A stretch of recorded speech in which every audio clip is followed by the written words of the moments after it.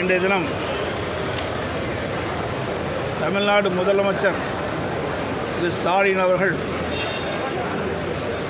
என்னை பற்றி பல விமர்சனங்களும் நன்மை காலமாக தெரிவித்து வருகிறார். இந்த 2-3 நாட்களாக ஊடகத்தின் வாயிலாக, பத்திரிகையின் வாயிலாக திரு ஸ்டாலின் அவர்கள் என்னை பற்றி விமர்சனம் செய்வதை பற்றி செய்திகள் வந்துள்ளன. அதில் எதிர்க்கட்சி தலைவர் எடப்பாடி பழனிசாமி என்னை பற்றி விமர்சனம் செய்கிறார் என்று அவருடைய கட்சி நிர்வாகிகளுக்கு எழுதிய மடலில் தெரிவித்திருக்கின்றார். பத்திரிகையிலும் அந்த செய்தி வந்திருக்கின்றது. ஏதோ நான் அவரை கொச்சைப்படுத்தி பேசியதாகவும், எதிர்க்கட்சி தலைவர் என்ற அந்த நிலையில் இருந்து தவறுதலாக பேசுவதாக பத்திரிகையிலே விமர்சனம் செய்திருக்கின்றார். திரு ஸ்டாலின் அவர்கள் எதிர்க்கட்சி தலைவராக இருக்கின்ற பொழுது, நான் முதலமைச்சராக இருந்து பணியாற்றிய அந்த காலகட்டத்தில் திரு ஸ்டாலின் இப்படியெல்லாம் பேசினார் என்பது ஊடகத்தின் வாயிலாக, பத்திரிகையின் வாயிலாக வெளிவந்திருக்கின்றது. குறிப்பாக என்னை தனிப்பட்ட முறையிலே விமர்சனம் செய்தார்.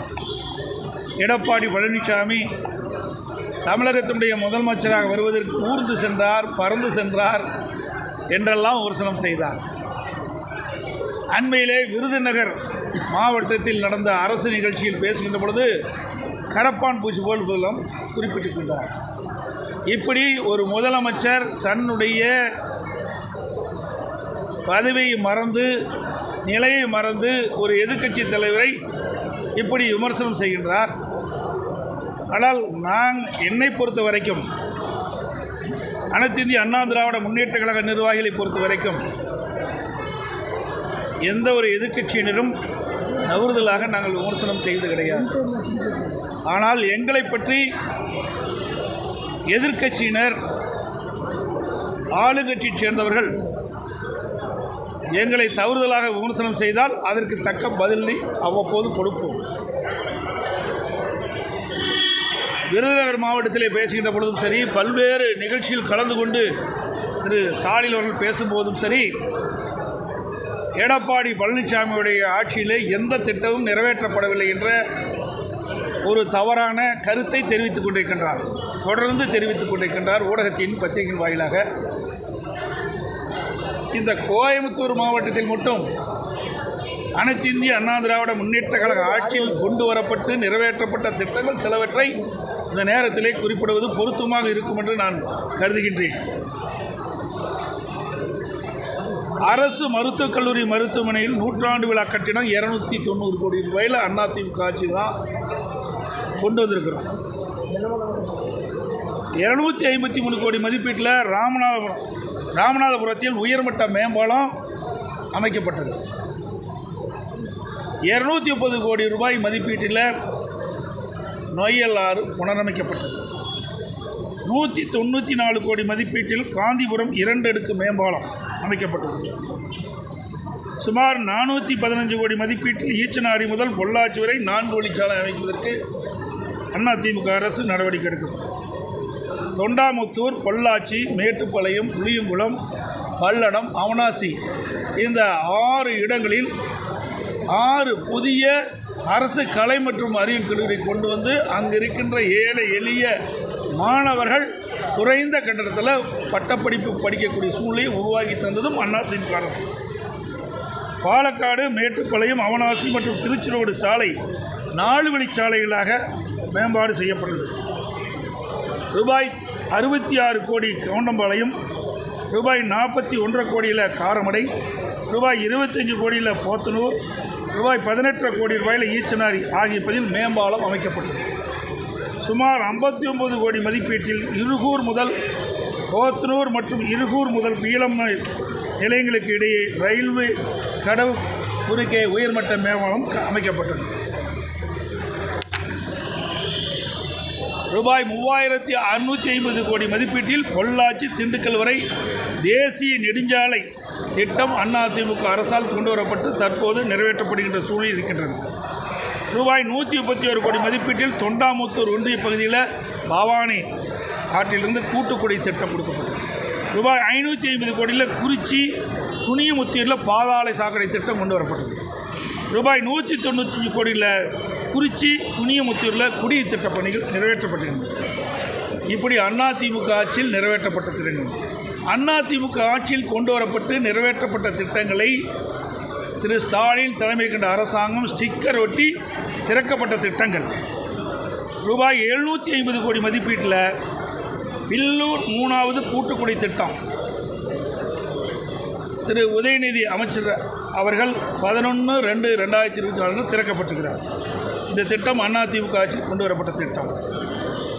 ரூபாய் 479 கோடி மதிப்பீட்டில் ஆத்துப்பாலம் உக்கடம் வரை மேம்பால பணி அதிமுக ஆட்சியில் கொண்டு வரப்பட்டு திமுக ஆட்சியில் திறக்கப்பட்டது. ரூபாய் 114 கோடியில் ஐடி பார்க் அதிமுக ஆட்சியில் அடிக்கல் நாட்டப்பட்டு நவம்பர் 5ஆம் தேதி முதலமைச்சர் ஸ்டாலினால் ஸ்டிக்கர் ஒட்டி திறக்கப்பட்டது. ரூபாய் 652 1652 கோடி மதிப்பீட்டில் அத்திக்கட அவனாசி திட்டம். இந்த திட்டத்தை ஈரோடு, அதோடு திருப்பூர், கோவை, இந்த 3 மாவட்ட மக்களும் தொடர்ந்து பல ஆண்டுகளாக கோரிக்கை வைத்து வந்தார்கள். விவசாயிகள் இந்த அத்திக்கட அவனாசி திட்டத்தை நிறைவேற்ற வேண்டும். இப்படி நிறைவேற்றுகின்ற பொழுது பல்வேறு ஏரிகள், குளங்கள் நிரப்பப்பட்டு நிலத்தடி நீர் உயர்ந்து விவசாயிகளுக்கு தேவையான நீர் கிடைப்பும், குடிநீர் பிரச்சனை நீக்கப்படும் என்ற நீண்டகால கோரிக்கையை அதிமுக அரசு ஏற்று இந்த திட்டத்தையும் கொண்டு வந்து நானே நேரடியாக வந்து அடிக்கல் நாட்டப்பட்டு அந்த பணி வேகமாக துரிதமாக நடைபெற்று கொண்டிருந்தது. கிட்டத்தட்ட 85% பணிகள் முடிவு பெற்ற நிலையில் ஆட்சி மாற்றம் ஏற்பட்டது. திராவிட முன்னேற்ற கழகம் ஆட்சிக்கு வந்த பிறகு கிட்டத்தட்ட 32 மாத காலம் இது கிடப்பில் போட்டிருந்தாங்க. பிறகு பல முறை சட்டமன்றத்தில் பேசணும். இங்கே இருக்கின்ற முன்னாள் அமைச்சர்கள், சட்டமன்ற உறுப்பினர்கள் தொடர்ந்து வலியுறுத்தினாங்க. நானும் சட்டமன்றத்தில் வலியுறுத்தினேன். அதன் பேரில் வந்து அந்த திட்டத்தை திறந்தாங்க. இன்னும் அந்த திட்டம் முழுமை பெறலை. அதோட அதிமுக ஆட்சியில் கொண்டு வரப்பட்ட திட்டம் என்ற காரணத்திற்காகவே இன்றைக்கு பல திட்டங்கள் ஆமை வேகத்தில் இன்றைக்கி இந்த திமுக ஆட்சியில் நடந்து கொண்டிருக்கின்றன. இன்றைக்கி பார்த்தீங்கன்னா இந்த மேம்பாலம் கிட்டத்தட்ட சுமார் 1650 கோடி ரூபாய் திட்டத்தில் உயர்மட்ட மேம்பாலம், தமிழ்நாட்டிலேயே அதிக தூரமுள்ள மேம்பாலம், சுமார் 10.1 கிலோமீட்டர் தூரமுள்ள உயர்மட்ட மேம்பாலம் கட்டுவதற்கு அடிக்கல் நாட்டப்பட்டு பணிகள் துவங்கப்பட்டு வேகமாக துரிதமாக நடைபெற்று வந்தது. கிட்டத்தட்ட 80% பணிகள் நிறைவு பெற்றிருந்ததெல்லாம் அதிமுக ஆட்சியில். அது வந்து கிட்டத்தட்ட பார்த்திங்கன்னா உப்புளிப்பாளையம் முதல் ஏர்போர்ட் வின்ஸ் வரை, கோல்டு வின்ஸ் வரை அந்த உயர்மட்ட பாலம் அமைக்கின்ற பணி நடைபெற்றது. அந்த பணியும் இந்த ஆட்சியாளர்களால் முழுமையாக நிறைவேற்றப்படவில்லை. ஆமை வேகத்தில் நடைபெற்றுக் கொண்டிருக்கின்றது. வேண்டுமென்றே திட்டமிட்டு முழுக்க அதிமுக ஆட்சியில் கொண்டு வரப்பட்ட திட்டம் என்பதற்காகவே இந்த திட்டத்தை முடக்கி வைத்திருக்கின்றார்கள். அதோடு இங்கே இருக்கின்ற விவசாயிகள் அத்திக்கட அவனாசி திட்டத்தில் இன்னும் பல இடங்கள் விடுபட்டு போய்விட்டன. அதையும் சேர்த்து புதிய திட்டத்தை அறிவிக்க வேண்டும் என்று வேண்டுகோள் விடுத்த அடிப்படையில் அப்பொழுது அமைச்சராக இருந்த வேலுமணி அவர்களும் இங்கே இருக்கின்ற சட்டமன்ற உறுப்பினர்களும் வேண்டுகோள் வைத்தார்கள். அவருடைய வேண்டுகோளை ஏற்று அதிமுக அரசாங்கம் அத்திக்கட அவனாசி திட்டம் 2 அதை செயல்படுத்துவதற்காக விரிவான திட்ட அறிக்கைகளும் தயாரிக்கப்பட்டு அந்த பணிகள் துவங்குகின்ற நேரத்தில் ஆட்சி மாற்றம் ஏற்பட்டது. அதையும் கிடப்பில் போட்டாங்க. கோவை மெட்ரோ ரயில் திட்டம் அதிமுக ஆட்சி இருக்கின்ற பொழுது கொண்டு வரப்பட்ட திட்டம். இந்த கோவை மாநகர் மக்கள் கோவை மாநகரம் வளர்கின்ற மாநகரம், போக்குவரத்து நெரிசல் அதிகமாக இருக்கின்ற காரணத்தினாலே இந்த போக்குவரத்து நெரிசல் இல்லாத ஒரு சூழ்நிலை உருவாக்க வேண்டும். இங்கே அதிகமான தொழிற்சாலை இருக்கின்ற காலத்திலே, அதிகமாக தொழிலாளர்கள் பணிபுரிகின்ற காலத்திலே வேலைக்கு செல்கின்றோர் குறிப்பிட்ட நேரத்துக்கு செல்ல வேண்டும், குறிப்பிட்ட நேரத்துக்கு வீட்டுக்கு திரும்ப வேண்டும். அப்படி இருக்கின்ற இந்த சூழ்நிலையில் மெட்ரோ ரயில் திட்டம் மிக அவசியமான திட்டம் என்ற காரணத்தினால் அதிமுக அரசு இருக்கின்ற பொழுது இந்த திட்டத்தை நாங்கள் கொண்டு வந்தோம். சுமார் இந்த திட்டத்தை நிறைவேற்றுவதற்காக விரிவான திட்ட அறிக்கை தயாரிக்கின்ற பணி நடைபெற்றது. ஆட்சி மாற்றம் ஏற்பட்டது. இன்ன வரைக்கும் அந்த திட்டத்திற்கு என்ன நடவடிக்கை எடுத்தார் என்று தெரியவில்லை. அதையும் கிடப்பில் போட்டாங்க.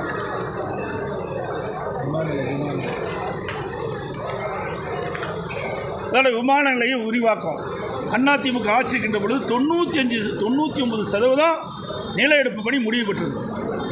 நில எடுப்பு பணி முடிந்த பிறகு ஆட்சி மாற்றம் ஏற்பட்டது. திமுக ஆட்சிக்கு வந்த பிறகு இன்றைக்கு இந்த நில எடுப்பு புதிய கட்டுப்பாடுகள் விதித்து மத்திய அரசுக்கு இந்த நிலத்தை கொடுப்பதற்கு புதிய கட்டுப்பாடுகள் விதித்தாங்க. அதனால் காலதாமதாகி அண்மையில் தான் நிலம் ஒப்படைக்கப்பட்டதாக செய்தி வந்திருக்குது. இதுவும் திராவிட முன்னேற்ற கழக ஆட்சியில் இந்த திட்டத்தை கிடப்பில் போட்டிருக்காங்க.